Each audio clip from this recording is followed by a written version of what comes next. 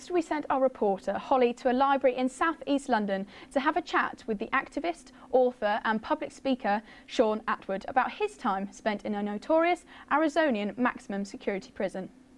I've come down to the South East London Library to talk to Shaun Attwood, who's an author, a public speaker and an activist.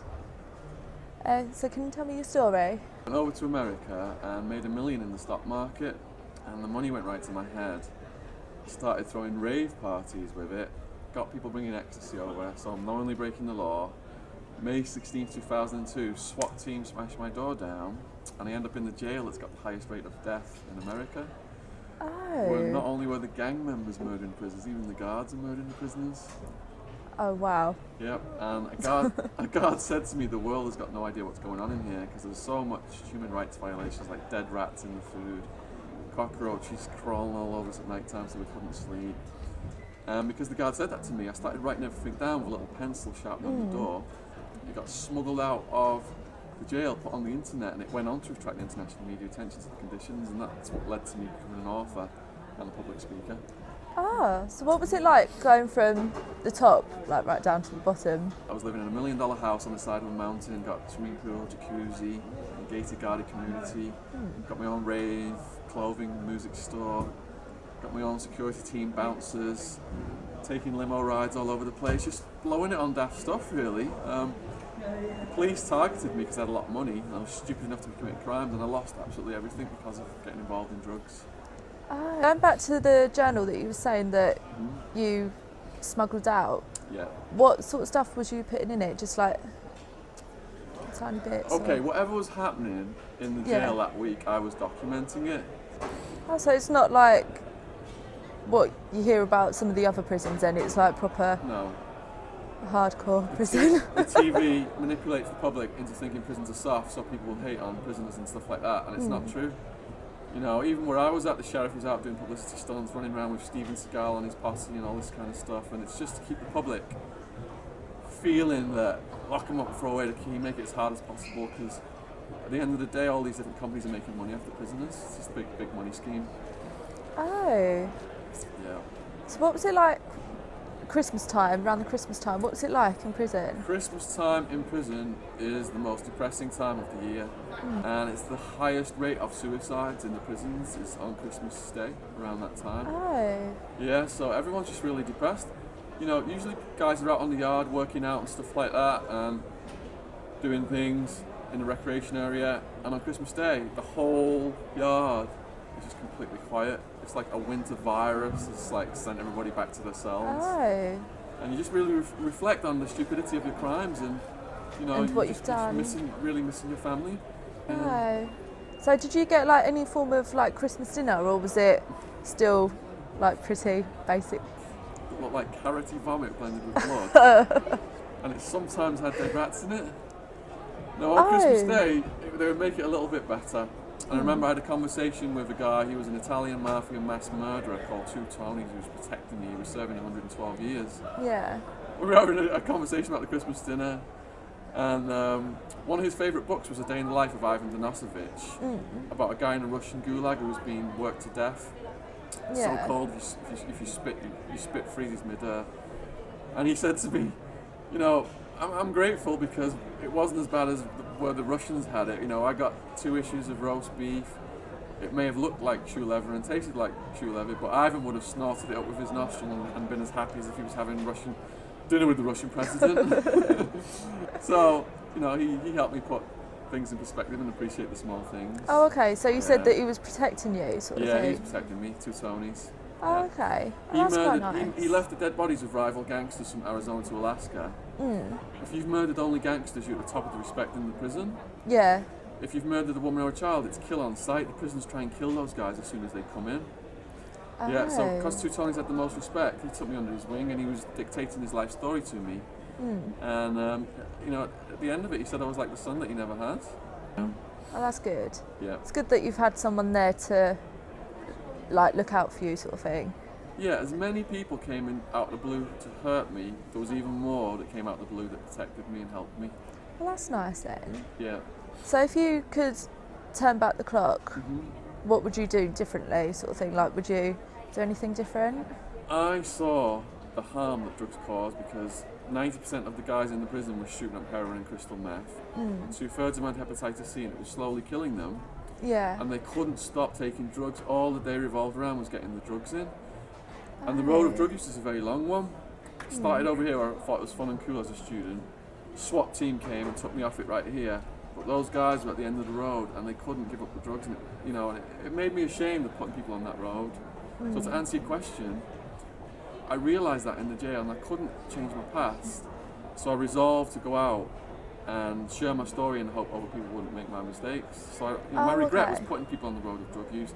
And I also regret the harm I caused my family. My mum had a nervous breakdown, my sister had to have counselling.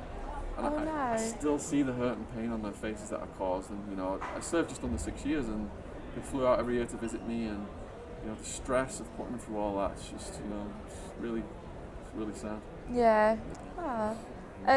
Going back to when you said about the SWAT team coming into your room, what went through your mind when they stormed in? They start shooting, your life's over in seconds. And I thought they might just start shooting by accident.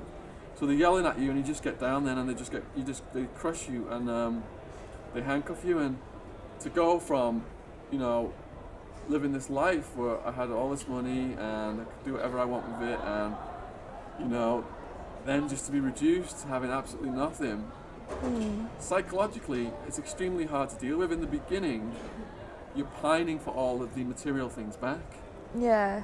But what happened was, after about a year or two, I started to feel freedom from being attached to it all. And I felt a release. I felt almost like I was a mad monk in a cave that didn't have anything. And I didn't have any worries anymore about all the material things I was previously attached to. Oh. And I did not anticipate that at all. It was like I was changing. My prison was crushing all me out and creating a new person, with a different value system. Oh, okay. So is that what sort of motivated you to become a public speaker then? Helping others was something I hadn't done prior to jail. It was all about making money, getting me and my friends high, wasn't thinking too much about my family. And, I thought prisoners were serial killers, child rapists, lock them up and throw away the key. I felt that as well. Yeah. But once I got in there and realised that's a very small percent of the prison population, but the media leads people to believe that it's a big percent. But it's not. It's mostly, there's about a quarter of the people in there were mentally ill. About a quarter of them couldn't read or write. 90% involved around drugs. Most of them had addiction issues, they were hurting inside, and the jail wasn't giving them anything to deal with that. So seeing the nature of that and hearing all those sad stories then, it made me want to help them, and I started to think about the needs of other people and helping other people, and that's what turned my brain from my previous selfish behaviour to just thinking about, the whole human race. Oh, okay. Yeah. Oh, that's fair enough. So what was the first thing you'd done when you came out? First thing I did when I went out? Yeah. I went to an Indian food restaurant. My favourite Missing food. a curry. I was missing chicken tikka masala. Oh, that's my favourite. It was my favourite, but I tried it and I got the gag reflex because of the Red Death in the jail with the dead rats in it. And to this day I've stayed vegetarian. Oh. Yeah, because of the jailhouse chow. Oh, so how long have you been vegetarian now then? I converted to the Hindu religion in jail to get a vegetarian religious diet because I was practicing yoga. Oh, okay. And it took me months to get it, but in the end, it was slightly better than the meat stuff. When I say slightly better, instead of getting the green bologna mystery in the morning, I got a little thing of peanut butter, but it was burnt, so it did taste a bit rank, but it's still better than the meat. And in the evening, instead of the Red Death, the mystery meat slop, I got like a veggie burger and some potatoes. And I got really excited when I saw the veggie burger, but it was like as hard as a discus, and I had to put it in water to soften it. And the potatoes, I put my fork in them, and there was a lot of lesions and like dirt kind of stuff, but there was also long strands of human hair in them as well. Oh. Yeah. Oh, nice. Oh, that doesn't sound that appetising. No, I lost 2 stone. And look how skinny I am anyway. My parents said I look like a concentration camp survivor at my sentencing hearing. Oh, Yeah. That's fair enough. So do you find that now you've come out, you're more focused on your family as well then? Yeah, now that I've come out, I try and spend as much time as possible with my family. I wake up with a smile on my face because I've lost, after losing everything, you appreciate getting things back that are small. You know, there's no dead rats in my food, there's no cockroaches in my bed anymore. I'm in the West where we got it so good, when there's just so much horrific stuff going on around the world. You know, people I think in this country don't appreciate how good they've got it. Yeah. I suppose that relates back to the Christmas as well then, because you always think about your family. Yeah, you know, this Christmas I'm going to be back up in the Northwest, spending time with my family. Oh, that's nice then. Yeah. Oh yeah, so about your book, Okay. when was that published? Okay, so my writing was smuggled out of jail, it got put on the internet, and that attracted interest in getting my life story out. So my life story now is actually a trilogy. Party Time is all the rave stuff. Hard Time is my time in the remand jail. And then Prison Time is my time after the remand jail into the prison system and about my release.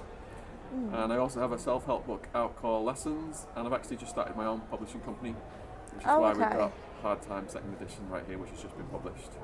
Oh, nice. Yeah. So have they been quite popular books then? Yeah, you know, my story's been featured worldwide on National Geographic Channel as an episode of Banged Up Broad, so it's created a lot of interest worldwide, and people have been buying the books, especially the e-books, all over the world.